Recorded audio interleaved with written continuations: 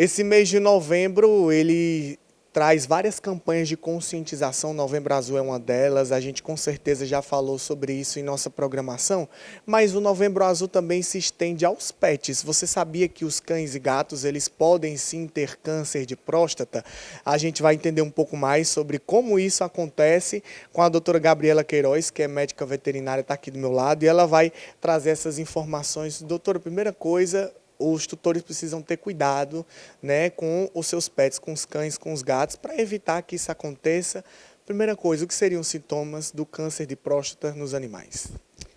Então, os sintomas, eles não vão ser tão específicos assim, né? E normalmente, quando o tutor ele vem notar algum sintoma, é porque a doença ela já está no estágio avançado, né? Então, uma das coisas que eles vão notar, no caso dos cães, né, dificuldade para fazer o cocô, porque anatomicamente a próstata ela vai estar numa região que quando ela tem o câncer, a tendência é que ela aumente de tamanho.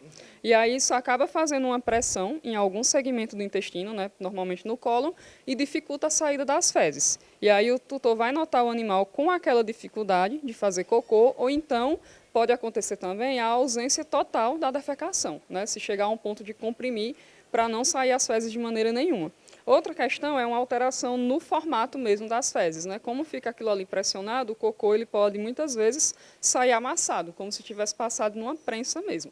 Já no caso dos gatos, né, apesar de não ser uma patologia tão comum nos felinos, normalmente está mais relacionado com a dificuldade de fazer xixi, porque no caso deles vai afetar essa questão da saída da urina.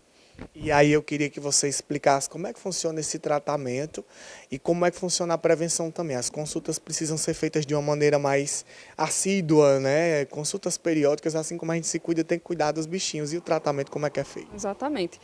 Se você tem um animal já idoso, né, normalmente os cães mais predispostos a terem esse tipo de problema, quer dizer que não vai acontecer em outros? Não, mas normalmente acomete mais os cães de raça grande, né? Então, se você tem um animal principalmente com essas características, e ele tem a partir dos 5 anos, o ideal é ele fazer o check-up, né, pelo menos a cada 6 meses. Então, a gente faz os exames de imagem, ultrassom, para avaliar essa questão da próstata, das vias urinárias e dos outros órgãos, e os exames de sangue, né?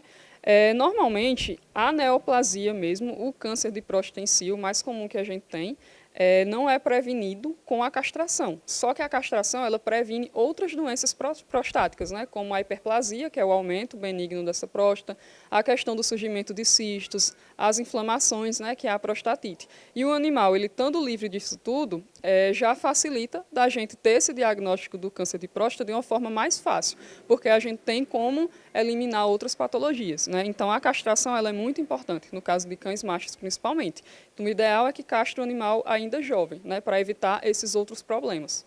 Obrigado, doutora, pelas suas informações. É isso, César. Você viu, né, que esse cuidado ele precisa acontecer, que a melhor forma de cuidar desses pets é prevenir, né? É ter observar todas essas questões que a doutora colocou aqui e fazer as consultas periódicas, aí depois de um diagnóstico, fazer o tratamento mais indicado, ou rádio, ou químio, ou também cirurgias, enfim. Mas a nossa principal missão é essa, fazer com que você, tutor, né, observe mais o comportamento do seu bichinho, seja cão ou gato. Eu volto contigo no estúdio.